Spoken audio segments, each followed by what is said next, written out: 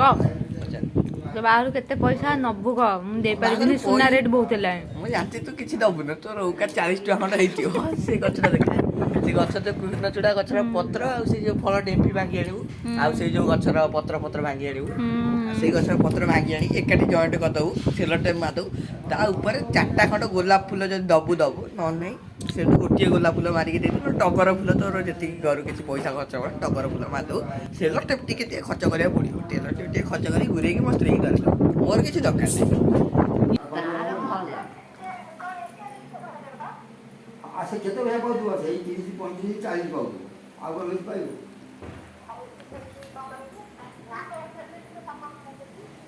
ଆ